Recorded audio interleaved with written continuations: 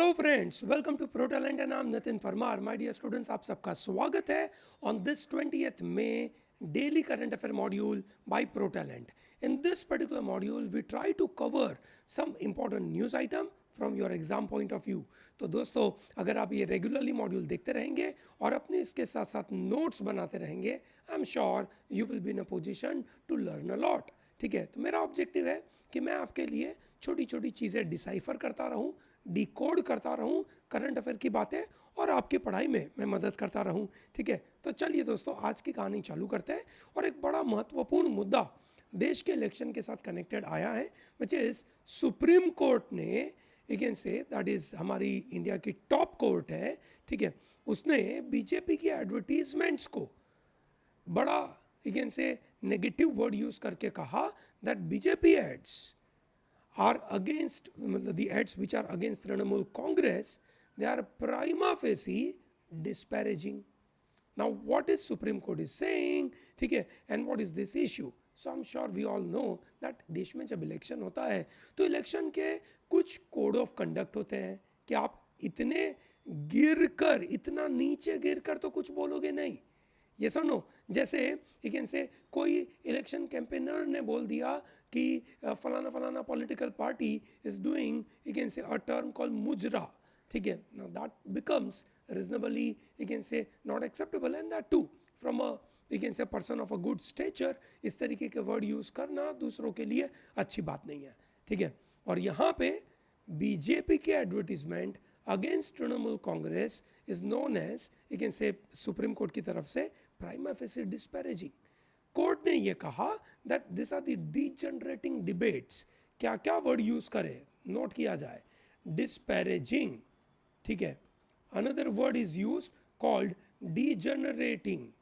Okay दोस्तों, ये news मेरे हिसाब से आपको पढ़ना इसलिए ज़रूरी है क्योंकि इसमें ऐसे कुछ महत्वपूर्ण टर्म्स आएंगे, उन टर्म्स को आपको समझना है, ठीक है। I repeat few things for you. क्या लिखा है? Supreme court told Bharatiya Janata Party on Monday that degenerating debates, degenerating है ना, कोई चीज़ को बिगाड़ना, मतलब मॉरलिटी के मुताबिक, एक ऐसे क्वालिटी के मुताबिक बिगाड़ना, ठीक है, that is degenerating debates during the Lok Sabha election would, you can say, only harm voters interest. लोगों का वोट करने का इंटरेस्ट खत्म हो जाएगा while finding advertisements published by party against Trinamool Congress prima facie disparaging. Now what is prima facie? ठीक है, prima facie, very important term, ठीक है। ये रेगुलरली आप कोई भी लीगल एस्पेक्ट पढ़ेंगे उसमें ये वर्ड आएगा, prima facie. Prima facie that is on the face of it, ठीक है, विच मीन्स आपको इसमें मतलब सीधा दिख रहा है, मुंह पे दिख रहा है, फर्स्ट सीन पे दिख रहा है, जिसके लिए आपको एविडेंस देने की जरूरत नहीं है, ठीक है। आपको मतलब कोर्ट मान ही रही है कि ये गलती है ना। आप अगर एविडेंस प्रूव करोगे कि ये गलत नहीं है तो बात बराबर है, otherwise it is treated as गलत, ठीक है। So this vacation bench of justice J K. Maheshwari and K V. Vishwanathan refuse to interfere with an injunction, ठीक है दोस्तों, वापस वर्ड समझिए, व्हाट इज इंजंक्शन?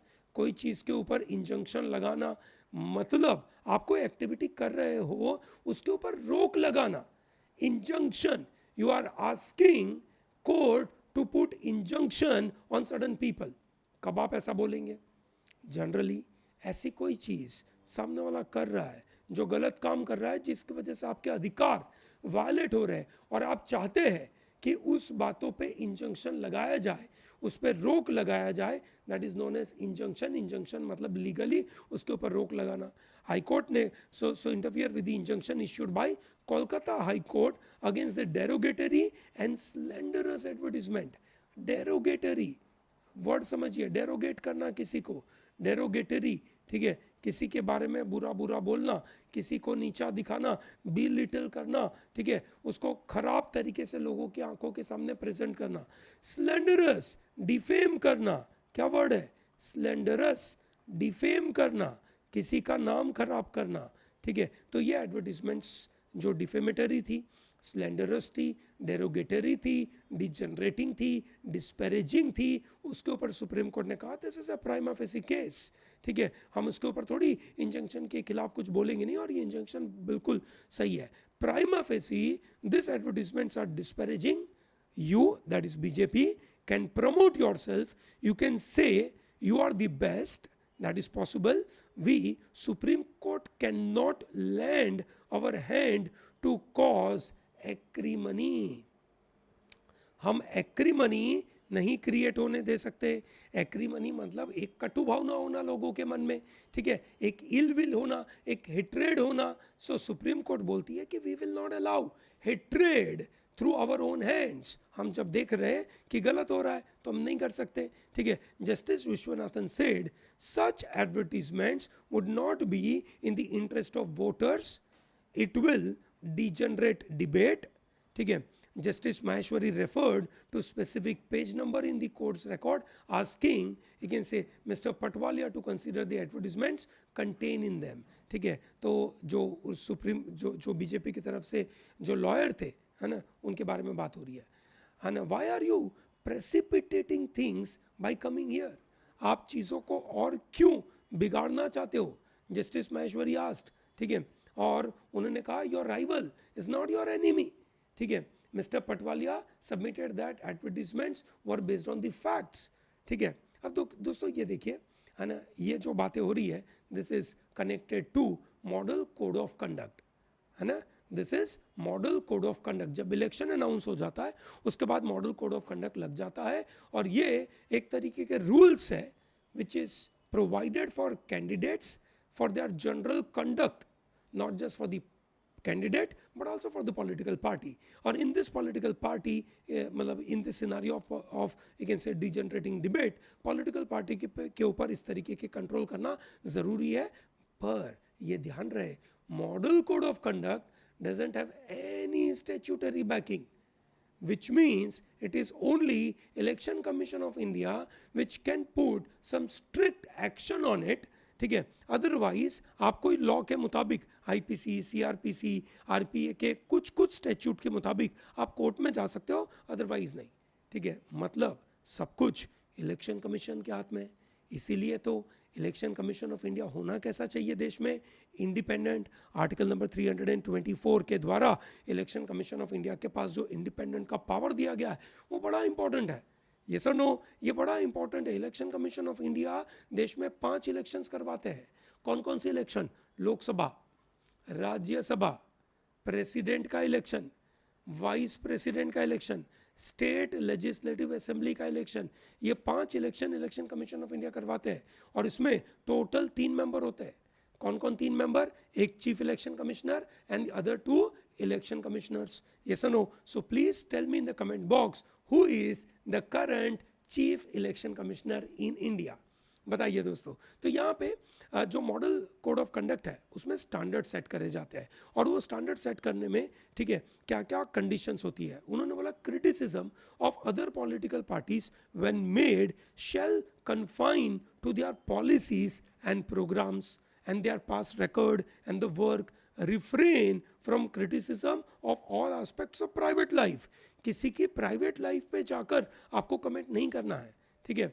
ओके. और मतलब प्राइवेट लाइफ अगर कनेक्टेड है टू पॉलिटिकल पार्टी के या पॉलिसीज के मुताबिक तो अलग बात है, ठीक है ना, वैसी बात है. Criticism of other parties on their workers based on unverified allegations और डिस्टॉर्शन shall be avoided. ये सब रिस्ट्रिक्शन उन्होंने कर दिया. That's a very crucial part. बात समझ में आ रही है दोस्तों? चलिए बढ़िया. तो यहाँ से हमने बहुत अच्छे वर्ड देखे. क्या क्या वर्ड देखा? Prima facie. प्राइमा फेसी का मतलब हो गया legally sufficient to establish fact और case unless disproved. Prima facie evidence का मतलब हो गया कि आंखों के सामने दिख रहा है कि यही हुआ है. ये सर नो, एक सीसीटीवी वीडियो आया था, है ना, कहीं कैन से आई थिंक कोई एक डीजे था, है ना, उसको किसी ने गोली मार दी, है ना. प्राइमा फेसी एविडेंस है कि भैया उस बंदे ने गोली मारी और उसी की वजह से वो आदमी मर गया, ये कैमरा में दिख रहा है. It's a prima facie evidence, self evident. इसमें कोई प्रूव करने की जरूरत नहीं. It's an apparent fact. ऐसा वर्ड मीनिंग होता है. समझ में आया दोस्तों? Prima facie. Very good. Second word is called disparaging. Disparaging can be use as an adjective और it can be use as a gerund, ठीक है. That means as a noun, ठीक है. एडजेक्टिव की तरीके से यूज हो सकता है, disparaging remark, derogatory remark which is expressing opinion that something is of little worth, मतलब उसका वैल्यू बिगाड़ देना, नीचा दिखा देना, खराब बोल देना उसके बारे में. Disparaging remarks about council houses, इस तरीके से जनरली इसके बारे में बातें करी जाती है, ठीक है. और डिस्पैरेजिंग एज अ नाउन की तरीके से भी यूज होता है. He never missed an opportunity to disparage, verb की तरीके से यूज हुआ डिस्पैरेज यहाँ पे, है ना. Disparaging people is not a good idea, ऐसा तरीके से जेरंड की तरीके से यूज होता है. क्लियर है दोस्तों? चलिए बढ़िया. I am sure you will be in a position to put a note on it, ठीक है.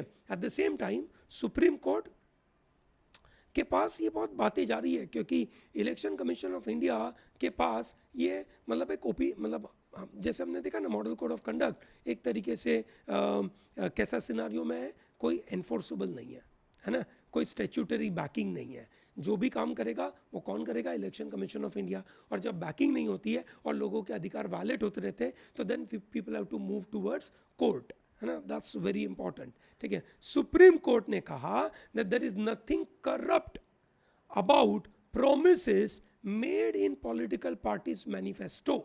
What is manifesto? Political parties are preparing their manifestos telling people that this is what we are going to do for you. जैसे आपने देखा होगा मोदी साहब की जो political party है वो लोगों को बता रही है कि किस तरीके की मोदी की गारंटी है. ये सनो, है ना, क्या बोल रहे हैं? 24/7 काम करने का कमिटमेंट टिल 2047, ठीक है ना भाई. 2047 तक मोदी साहब लेकिन से कितना लंबा जिएंगे वी डोंट नो, हाँ भगवान करे लंबा जिए, ठीक है. पर ये तरीके के कमिटमेंट होते हैं, दैट्स कॉल्ड मैनिफेस्टो, ठीक है. कमिटमेंट होते हैं जिसमें लोगों को बताया जाता है कि हम ये करेंगे, हम फलाना करेंगे, हम ढिकना करेंगे. सही बात है, दैट्स कॉल्ड मैनिफेस्टो. अब मैनिफेस्टो में प्रोमिसेस लगाना क्या गलत है? ठीक है, तो यहाँ पे सुप्रीम कोर्ट ने कहा गलत नहीं है, ठीक है. इट इज़ नथिंग करप्ट, है ना, there is no corruption in it, ठीक है. सो a bench of Justice Suryakant and K.V. Vishwanath found a bit too far-fetched the argument of lawyer of a petitioner that commitments which help voter to get richer amount to a corrupt practice. ठीक है, कि अगर आप voter को बोलते हैं कि आप मतलब हम आपको अमीर बनाएंगे, तो कोई करप्ट प्रैक्टिस नहीं है. The contention of counsel that commitments by a political party in its manifesto which eventually lead to direct or indirect financial help to public at large will also amount to corrupt practice by a candidate of that party and is too far-fetched and cannot be accepted. इस तरीके से petition दाखिल करी थी court में कि भैया हम विकास करवाएंगे और विकास के साथ आपका फायदा होगा, आप अमीर बनेंगे, है ना. दोस्तों ये देखिए भारत में ना ये बड़ा प्रॉब्लमेटिक सिनारियो है ये बोलना कि अमीर होना अच्छी बात है कि नहीं, ठीक है ना. ये बहुत बड़ा प्रॉब्लमेटिक पार्ट है. कोई आज तक कोई पॉलिटिशियन ये नहीं बोल पाया अमीर होना अच्छी बात है. ये ज़रूर बोलते कि गरीबी हटाओ या सबका साथ सबका विकास, ठीक है, ये बातें ज़रूर होती है, ठीक है. क्योंकि इंडिया में ये माना जाता है India is a socialist can say nation, और सोशलिस्ट नेशन का ऑब्जेक्टिव है कि भाई हमारा स्टेट कैसा होना चाहिए, बोला वेलफेयर स्टेट होना चाहिए, वेलफेयर नेशन होना चाहिए, लोगों का भला करना चाहिए, इक्वालिटी मेंटेन होनी चाहिए, है ना, वेल्थ रिडिस्ट्रीब्यूशन होनी चाहिए. इसके बारे में बातें बहुत होती है, ठीक है. Okay, is that comfortable to everyone? Is this news item very clear? Great. आगे बढ़ते हैं दोस्तों, एक महत्वपूर्ण मुद्दे के ऊपर बात करते हैं. कल हमने ये ओशनिया रीजन में एक छोटा सा एरिया हमने बात करी थी, है ना, जहाँ पे फ्रांस का कंट्रोल है और वहाँ पे प्रोटेस्ट चालू हो गए थे, है ना. बताइए प्लीज़ मुझे उस जगह का नाम जो मैंने कल आपके साथ डिस्कस किया था सेशन में, ठीक है, याद है ना दोस्तों? चलो ग्रेट. उसके बिल्कुल बाजू में एक छोटा सा, है ना, कंट्री है जिसे which is known as Papua New Guinea. This region is an independent region, independent country, और वहाँ पे एक बहुत बड़ा हादसा हो गया, एक्ट ऑफ गॉड हो गया, नेचुरल डिजास्टर हो गया, बहुत ह्यूज पैमाने पे वहाँ पे लैंडस्लाइड हुई और लैंडस्लाइड में करीबन 2000 से ज़्यादा लोगों की मौत हो गई. मतलब आप समझ सकते हैं कि पापुआ न्यू गिनी में नेचुरल रिसोर्सेज भरपूर होंगे और उस नेचुरल रिसोर्सेज के अंदर लोग उसी पे डिपेंडेंट रहते होंगे, और लैंडस्लाइड से इतने सारे लोगों की मौत होना वो बहुत बड़ी बात है ना, बहुत बड़ी बात है। ठीक है, एनगा प्रोविंस करके जगह का नाम है, और वहाँ पे याम्बाली करके जगह है, वहाँ पे ये हुआ। याम्बाली एक वैली है वहाँ की, और यहाँ पे ये लैंडस्लाइड हुआ और 2000 से ज़्यादा लोगों की मौत हो गई। That's a huge stuff. ठीक है दोस्तों, we will come and talk about the issue which is happening at Israel. I'm sure कल हमने बात करी थी एक public prosecutor at international criminal court mister Karim Khan ने 5 लोगों के खिलाफ आईसीसी में, है ना, आईसीसी में, that is international court of international criminal court में यू कैन से पिटिशन दाखिल करी है कि इन्होंने वॉर टाइम क्राइम किया है, ऐसा करके 5 लोगों में से 2 लोग इजराइल के और 3 लोग हमास के। ठीक है, कौन 2 लोग हैं इजराइल से? इजराइल से है Benjamin Netanyahu, and number 2 is वहाँ के जो डिफेंस मिनिस्टर है वो। ओके, अब 7 अक्टूबर को जब हमास ने 7 अक्टूबर 2023 जब हमास ने इजराइल पे अटैक कर दिया, और उसके बाद इजराइल ने हमास पे अटैक कर दिया, तब से लेकर अभी तक वहाँ पे लड़ाइयाँ चल रही है। क्या लड़ाइयाँ चल रही है? मतलब अलग ही तरीके से इजराइल पागल हो रहा है और लेकिन से हमास के ऊपर अटैक कर रहा है, और हमास भी शांति से थोड़ी बैठता है, हमास भी सामने लड़ाई कर रहा है। ठीक है, अभी इजराइल और हमास के बीच में एक पीस सीज फायर अग्रीमेंट करवाने के लिए इजिप्ट में बातें चल रही थी, कायरो में।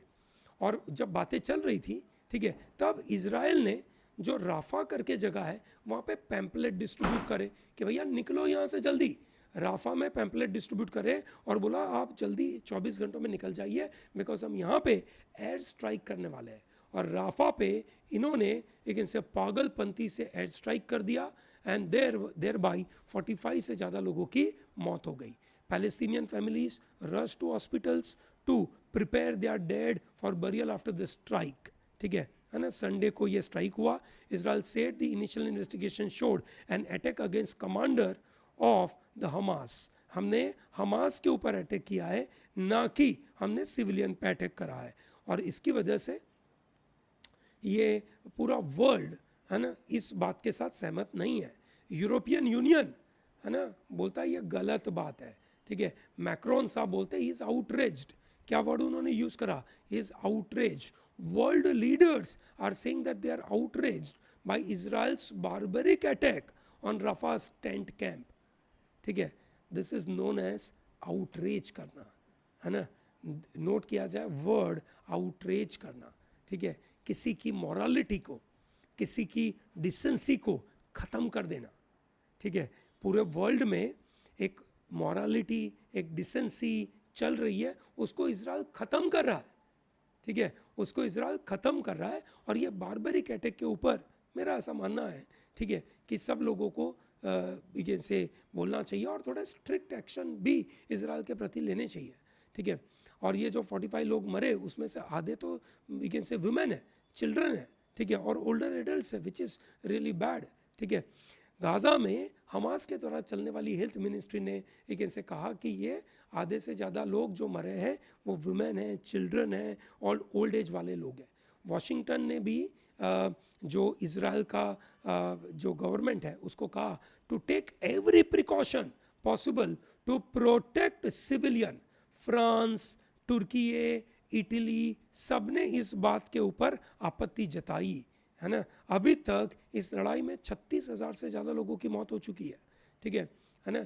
तुर्की के प्राइम जो प्रेसिडेंट है रिसेप अर्दोगन या अर्दोवान बोलते हैं, रिसेप तैयब अर्दोवान। ठीक है, he said that his country would do everything possible to hold barbaric Israeli Prime Minister Benjamin Netanyahu to account over deadly strike in Rafah।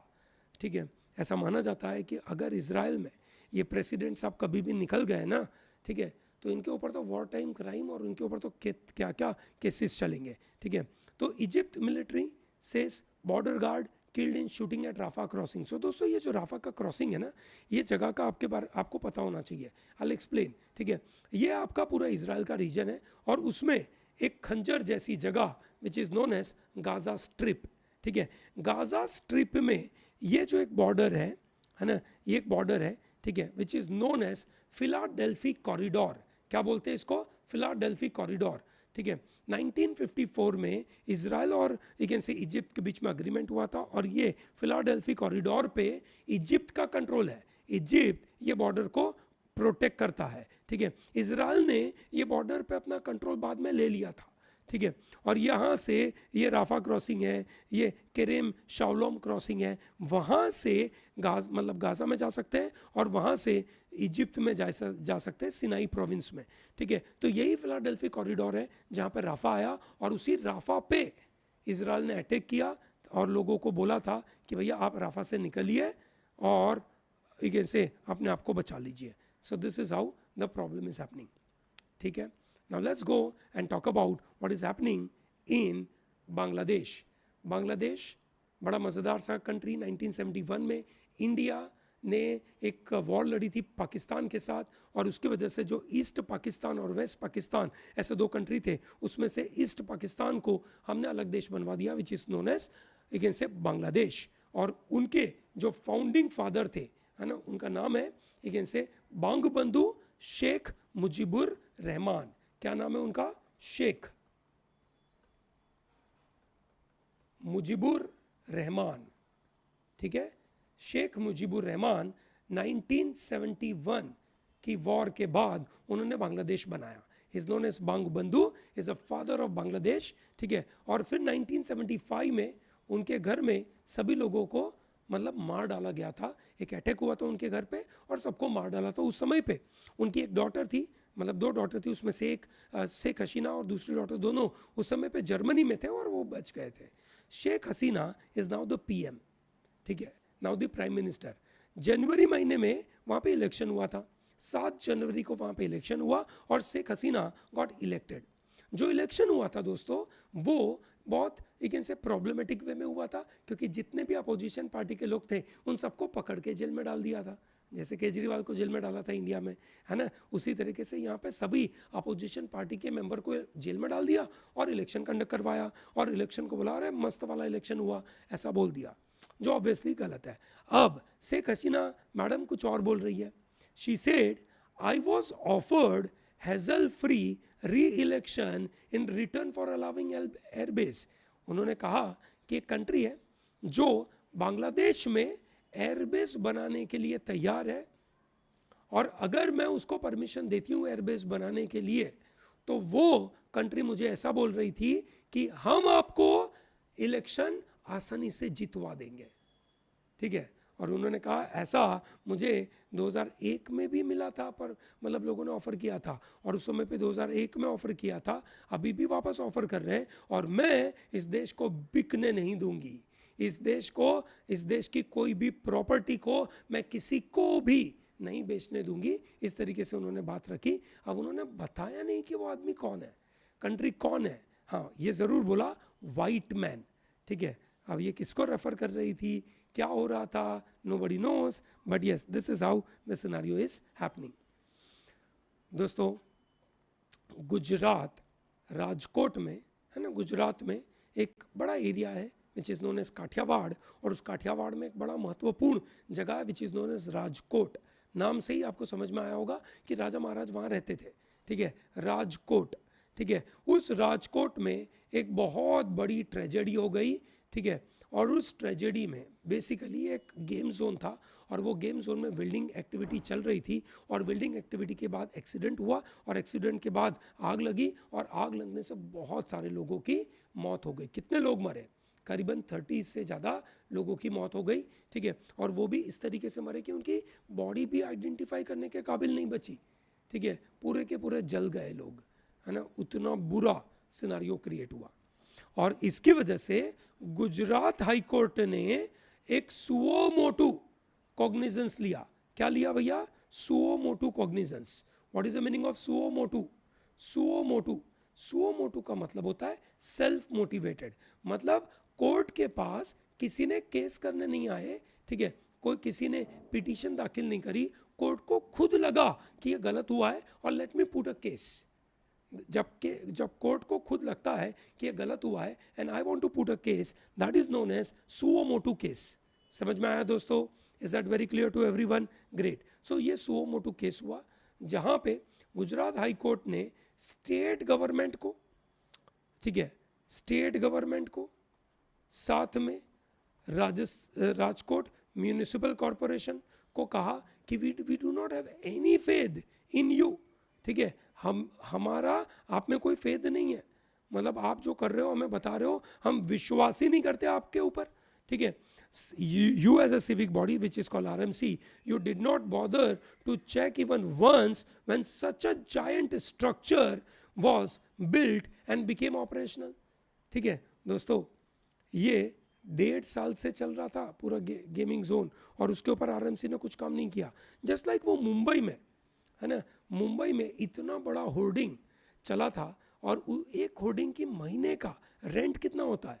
1 crore 1.5 crore के आजू बाजू मिनिमम होता है, और 1 करोड़ 1.5 करोड़ का जो रेंट होता है उसमें से म्यूनिसिपल कॉरपोरेशन को पैसे नहीं मिलते होंगे क्या? म्यूनिसिपल कॉरपोरेशन को उसमें से कमाना नहीं है, ठीक है, और वो म्यूनिसिपल कॉरपोरेशन क्या उसका ध्यान नहीं रखेगी कि सही है गलत है, लीगल है इलीगल है? वो सबका ध्यान नहीं, कुछ नहीं रखा, न यहाँ पे आरएमसी ने, न वहाँ बीएमसी ने, ठीक है, सब हाथ से होते हैं उसके बाद इस तरीके की बातें। और अभी क्या कर दिया अगेन से गुजरात गवर्नमेंट ने, वहाँ के जो कमिश्नर थे, म्यूनिसिपल कमिश्नर थे, उनका ट्रांसफ़र कर दिया। मतलब क्या बात है। देखिए दोस्तों, एक ऑर्गेनाइजेशन जिम्मेदार होता है। अब ऑर्गेनाइजेशन तो कैसे अपन ब्लेम करें, उसमें जो मेन पोजीशन पे जो लीडर है, ठीक है, उनकी जो पोजीशन होल्डर है, उनको अपन बोल सकते हैं कि भाई तुमने गलत करा, ठीक है, ठीक है, और इसकी वजह से फिर फ्यूचर में सब लोग ध्यान रखेंगे। एक चिलिंग इफेक्ट वाला जजमेंट तो आना चाहिए इस मामले में, ठीक है, ताकि पूरे इंडिया में कहीं पे भी ऐसा हादसा वापस रिपीट ना हो। ये बहुत ज़रूरी है, ये बहुत ज़रूरी है, ठीक है। ओके, एक बड़ा महत्वपूर्ण अगेन से आर्टिकल लिखा गया है यहाँ पे, Chabahar port opportunities and challenges के बारे में, ठीक है। एक जियो पॉलिटिक्स के लिए ये बात को समझना बहुत ज़रूरी है, तो इसके फैक्ट को अपन फटाफट क्विकली समझ लेते हैं। दोस्तों, ये है चाबहार पोर्ट जो ईरान में है। इंडिया ने इसको बनाने में काफ़ी मदद करी है। इंडिया इसलिए बनाने में मदद करता था क्योंकि हमारा पाकिस्तान के साथ अच्छा नाता है नहीं, और इसकी वजह से अगर हमें यहाँ पे कहीं ना कहीं अगेन से सामान बेचना है, कहीं खरीदना है ना, तो हमें रूट चाहिए था कोई नया। सो देयरफॉर ईरान से हम अफगानिस्तान के माध्यम से इंडिया में आने का एक नया रास्ता ढूंढ रहे थे, ठीक है। सो इंडिया ने रिसेंटली सिक्योर्ड अगेन से अच्छे राइट सिक्योर करे to invest in and operate Chabahar port का Shahid Beheshti terminal for 10 year, मतलब 10 साल का हमें काम करने का अधिकार मिला। This is very important for India और ईरान के बिजनेस के लिए, ठीक है, दिस इज़ वेरी इंपॉर्टेंट। आज की तारीख में ईरान का वेस्टर्न कंट्रीज़ के साथ कन्फ्लिक्ट चलता है, और उस समय पे ये जो अग्रीमेंट हुआ वो भारत के लिए बड़ा महत्वपूर्ण है। Chabahar is a very important strategic location for India. आपने यहाँ मैप में देखा ही होगा क्यों इंपॉर्टेंट है। नंबर 1, ये बिल्कुल 70 किलोमीटर के डिस्टेंस में ही है ग्वादर पोर्ट से। ग्वादर पोर्ट चाइना ने बना के दिया हुआ पाकिस्तान का पोर्ट है, और वहाँ पे है ना एक तरीके से चाइना का पूरा कंट्रोल रहता है। अगर इंडिया चाहता है international north south transport corridor which is called INSTC, ठीक है, उस कॉरिडोर में इंडिया अपने आप को लिंक करना चाहता है सेंट्रल एशिया के साथ, रशिया के साथ, पाकिस्तान को बाईपास करके, तो ये बड़ा इंपॉर्टेंट पार्ट है, ठीक है। तो ये स्ट्रेटेजिकली बड़ा इंपॉर्टेंट पार्ट है। Chabahar is also very important for our bilateral relationship between India and Iran. आपको पता होगा ईरान में अभी जो उनके प्रेसिडेंट थे इब्राहिम राइसी, उनकी डेथ होने पे हमारे वाइस प्रेसिडेंट साहब उनको मिलने के लिए गए, मतलब वहाँ पे उनके फ्यूनरल में गए थे। So it is a very important part, Bharat के लिए ये बड़ा महत्वपूर्ण पार्ट है।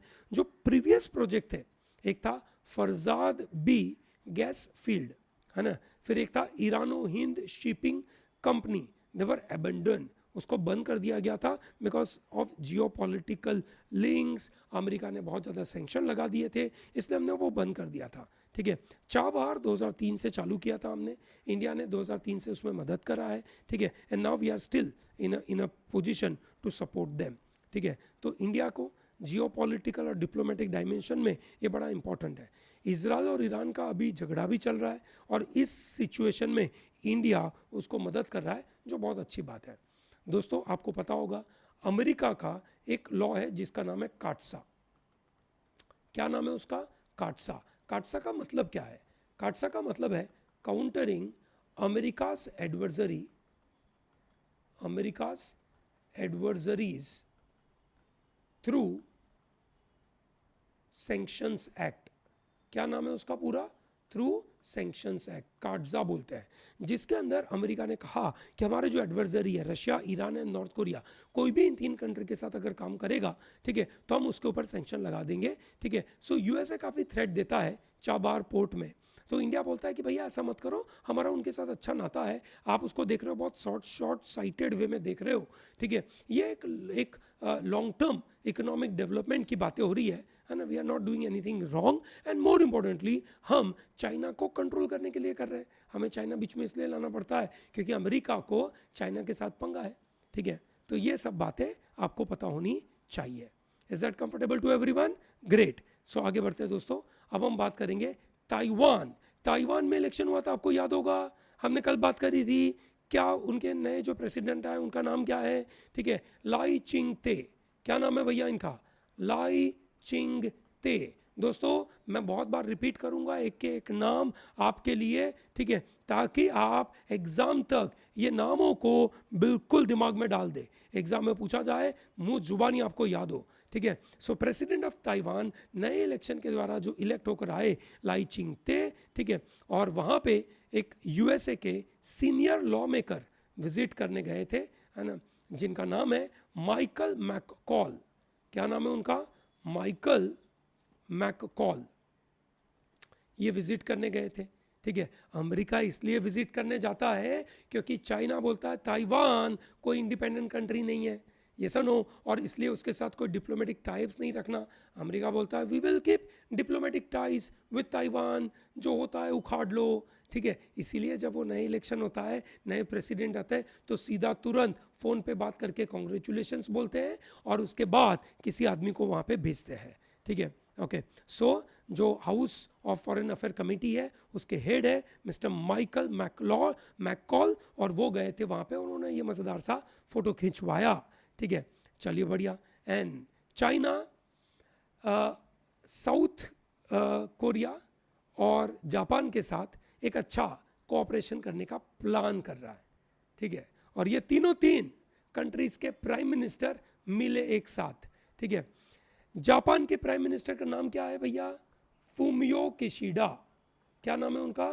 फूमियो किशिडा। किसके भैया? जापान के। ठीक है, आपके साउथ कोरिया के कौन है?